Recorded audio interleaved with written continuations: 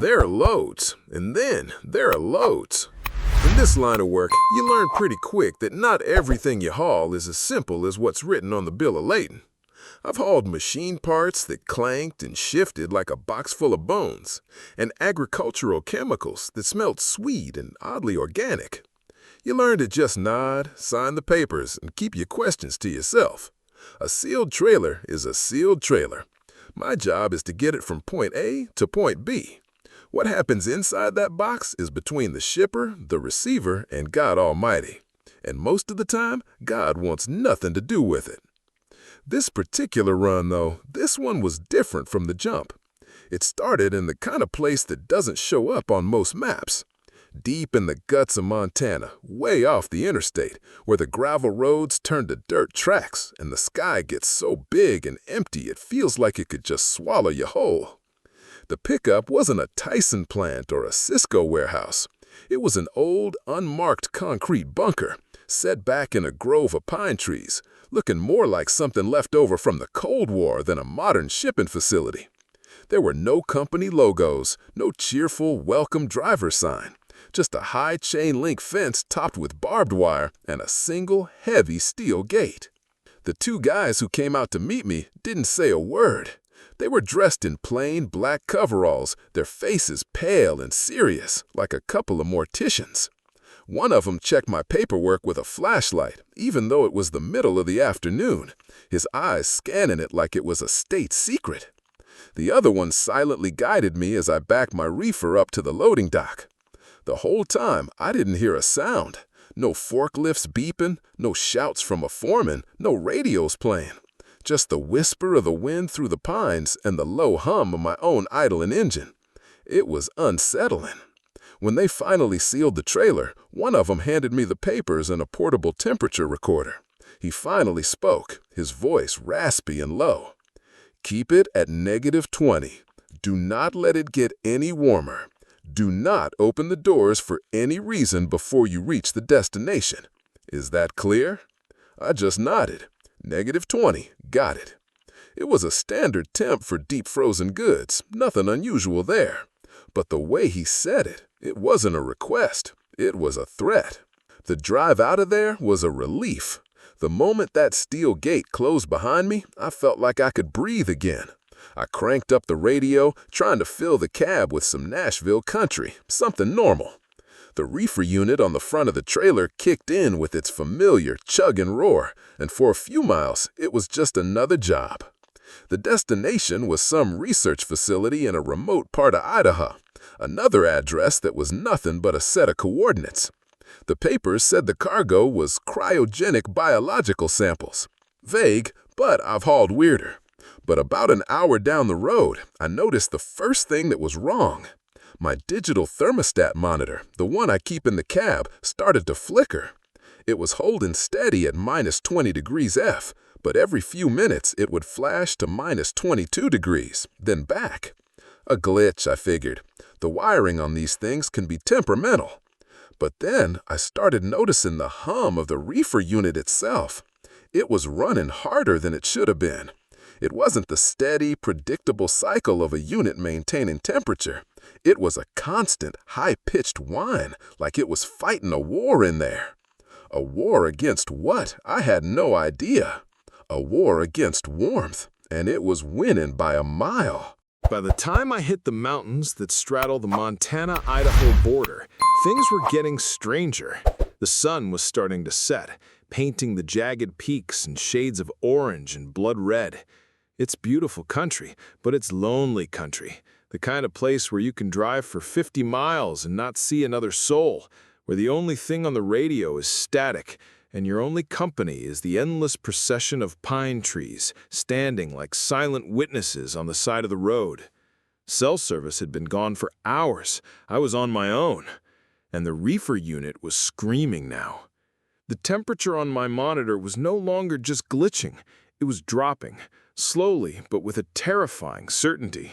-25 degrees Fahrenheit, then -30. The dial on the unit itself was set to -20, but the machine was defying its own controls, pushing itself into a deep, impossible cold. I've been hauling reefer loads for 15 years. I know what these units can do. They can't do this. They're not designed to go this low. It was like trying to get your kitchen freezer to make liquid nitrogen. It just doesn't work that way. I tapped the monitor, thinking it had to be broken. I checked the connections, fiddled with the settings. Nothing. It read a steady minus 34 degrees Fahrenheit and was still inching downward. A new kind of cold was seeping into my thoughts, a primal fear that had nothing to do with the outside air temperature. What the hell was in that trailer? What kind of biological sample requires a temperature colder than an Antarctic winter? I found a turnout, a small patch of gravel carved out of the mountainside that overlooked a dark valley. I needed to check the unit itself, maybe try to manually reset it. I killed the engine, and the silence that rushed in was absolute. All I could hear was my own breathing and the manic, high-pitched shriek of the reefer. I grabbed a mag light and walked back toward the trailer. The air was cool and crisp, the way it gets in the mountains at night. But as I got closer to my trailer, the temperature plummeted. It was a tangible thing, a wall of cold that hit me from 10 feet away. And then I saw it. The entire back half of my pristine white trailer was covered in a thick, feathery layer of ice. Not just frost, solid ice. It was creeping out from the seams of the doors, coating the hinges and the locking bars. The air around the trailer shimmered, just like the air over hot asphalt in the summer. But this was a heat mirage in reverse, a cold mirage. The rubber seals on the doors looked frozen solid, brittle, and white. Ice was forming on the outside of a refrigerated trailer, traveling through a 50-degree evening. That's when I knew. This wasn't a mechanical problem. Something inside that box was generating its own cold. It wasn't that the reefer was cooling the cargo was cooling the reefer. It was sucking the heat out of the world, and my reefer unit was just a screaming victim, an accomplice that was being dragged down into an abyss of cold. My heart was pounding a drum solo against my ribs. Company policy, my own common sense, and the raspy voice of the man at the bunker, they all screamed at me, "Don't open that door." But I had to know. The temperature monitor in my cab now read minus 40 degrees Fahrenheit. I had to see what was in there. Getting the doors open was a nightmare. The locking bars were frozen solid, encased in a thick cocoon of ice. I had to go back to my cab and grab a tire iron, smashing at the ice until it finally shattered like glass, the shards tinkling onto the gravel. My breath was pluming in front of my face in thick white clouds. My fingers, even in my work gloves, were starting to go numb. The metal of the latch was so cold it felt like it was burning my skin. Every instinct was screaming at me to get back in my truck and drive, but a morbid, powerful curiosity had taken root. I had to see it. With a final, desperate heave, the latch gave way with a groan of tortured metal. I pulled on the heavy door, and it swung open. The air that rushed out wasn't just cold. That's the wrong word. It was a physical force. It was an ancient, dead cold, a cold that had never known sunlight or warmth.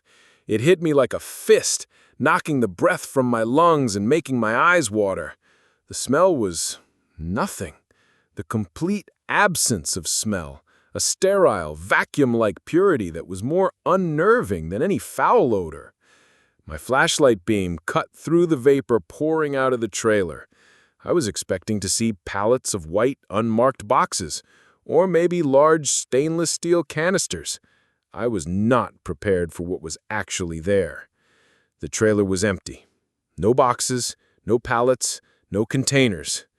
Instead, it was filled, wall to wall, floor to ceiling, with a single, massive, seamless block of ice. It wasn't frosty or opaque like freezer ice. It was perfectly, terrifyingly clear, like a piece of polished black glass. The light from my flashlight didn't just illuminate the surface, it pierced deep inside, refracting in weird, dizzying angles. It was like staring into the heart of a frozen planet. And deep in the center of that monolithic block, suspended in eternal stillness, was a shape. My brain tried to make sense of it, tried to file it away as something familiar. A piece of machinery? A tangled-up animal? But it was neither. The silhouette was dark, a patch of absolute blackness that seemed to suck the light out of my flashlight beam. It was vaguely humanoid, but all the proportions were wrong. It was crouched, folded in on itself in an impossible arthritic position. The limbs were too long, bent at angles that bone shouldn't bend. I could make out a long, narrow head tucked down against a sharp-angled chest and would look like far too many joints in its spidery arms and legs. It was something utterly, completely alien, not of this world. I stood there, paralyzed, the tire iron hanging uselessly in my hand. My mind was a blank slate of pure, unadulterated terror. It felt like I was staring at a museum exhibit from a dead and terrible star. Something trapped, something ancient, something that was supposed to stay frozen. And as I watched, my beam fixed on the center of the dark silhouette, a thin white line appeared on the surface of the ice. It started small, right over the thing's hunched spine. It branched out like a spider's web, shooting across the flawless black ice. It was a crack, and it wasn't coming from the outside. The crack was spreading from within. A sound, soft but clear in the dead silence of the mountain, reached my ears, a single, dull thump. It was the sound of something shifting deep inside that frozen tomb. I don't remember making a conscious decision to move. It was pure animal instinct. One moment I was staring into the frozen heart of that nightmare. The next I was slamming the heavy trailer door shut with a strength I didn't know I possessed. I didn't bother with the latch. I just threw my whole body against the door until it crashed into its frozen seals. I scrambled for the cab, the tire iron falling from my numb fingers and clattering on the ground. I fumbled with the key, my hand shaking so violently I could barely fit it into the ignition. The engine roared to life, and I didn't even bother checking for traffic. I wrenched the wheel, spun the tires on the loose gravel, and fishtailed my reg back onto the highway, flooring the accelerator. The scream of the diesel engine was the most comforting sound I had ever heard in my life. My eyes were glued to the rearview mirrors. The road behind me was empty, a ribbon of darkness unwinding into the mountains. But I couldn't shake the image of that crack, that slow, deliberate spiderweb of light spreading from the thing in the ice, and that sound, that dull, heavy thump, like a giant frozen heart starting to beat again. I drove like a man possessed. I was hunched over the wheel, knuckles white, every muscle in my body coiled tight. I was pushing 90 on mountain roads that were only safe at 50. The trailer swayed dangerously behind me, but I didn't care. I just needed to put distance between me and it. I just had to get this unholy cargo to its destination and be rid of it forever. That's when I felt the cold begin to breach the cab. It started suddenly, a draft from the back window. I cranked the heat up, blasting the vents on high, but the cold was persistent. It wasn't a draft from the outside, it was coming from behind me, right through the back wall of my cab. The leather of my seat grew cold against my back. The little sleeper compartment behind me, which should have been warmed by the truck's heater, felt like a meat locker. I risked a glance back. A thin, crystalline film of frost was starting to form on the inside of my rear window. It was impossible. There were 3 feet of air, steel, and insulation between my cab and the front of the reefer trailer. But that cold, it wasn't respecting the laws of physics. It was leaking out, an invisible, malevolent presence that was slowly claiming my truck. The temperature on my monitor was gone. The screen was just a block of frozen, dead pixels. The reefer unit had fallen silent. It had either burnt itself out trying to fight the encroaching cold, or it had simply frozen solid. The silence was somehow more terrifying than the screaming had been. I felt like I was hauling my own coffin. The cold was a living thing, and it was sitting right behind my head, watching me, waiting. The world outside the windows became a blur of headlights and road signs. I didn't stop for fuel. I didn't stop for food. I just drove, running on pure, uncut adrenaline, feeling the icy presence behind me growing stronger with every passing mile. I rolled into the delivery location in Idaho just as the first gray light of dawn was staining the eastern sky. It was just like the pickup point, a set of coordinates that led me down a series of unmarked service roads to another soulless concrete compound in the middle of nowhere. High fences, cameras, and a gate that slid open with a silent electric hum. A team of people was waiting for me. At least I think they were people. They were dressed from head to toe in what looked like extreme weather gear, the kind you see on polar explorers, with insulated hoods and goggles that hid their faces.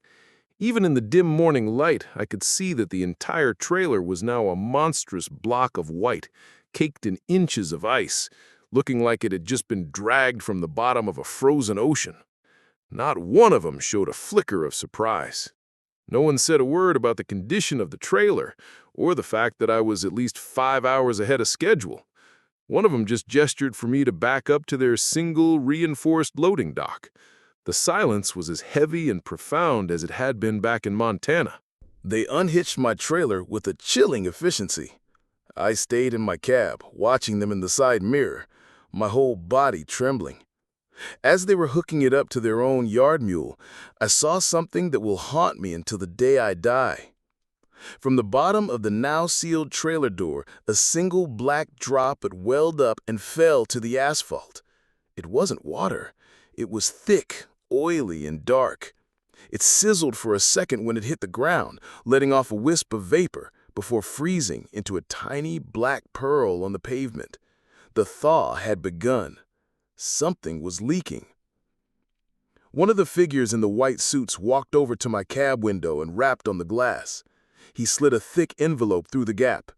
"Your payment. Your contract is complete. You will forget this address. You will never hear." His voice was muffled and distorted by his gear, a flat, synthesized monotone. I didn't need to be told twice. I grabbed the envelope, put the truck in gear, and pulled out of there as fast as my engine would allow. I didn't look back. In my rearview mirror, I saw the team in their white suits pushing the massive ice-entombed trailer into the dark maw of their concrete building before a heavy steel door rolled down, sealing it from view.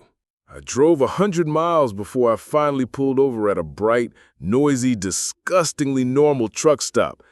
I sat in my cab for a long time, just watching the other drivers coming and going, listening to them curse and laugh. The envelope was full of cash, way more than the agreed-upon price. It felt dirty, tainted. I never took another reefer load after that. I sold my refrigerated trailer and went back to hauling dry goods, lumber, steel pipes, things that don't generate their own cold, things that don't have shapes sleeping inside them. But the chill? It never really left me. Even on the hottest summer day in Arizona, I still get shivers down my spine. There's a cold spot deep in my bones that never seems to warm up. Sometimes, late at night, when I'm alone on some dark highway, I think about that thing in the ice. I wonder if they got it to where it was going. I wonder if it's still frozen. And I pray to a God I'm not even sure I believe in, that whatever was in that trailer, whatever it was that woke up in my rig in the mountains of Idaho, is still behind a locked steel door. Because I know, as sure as I'm sitting here, that its cold was the cold of an empty, lightless space. And some things are meant to stay frozen forever.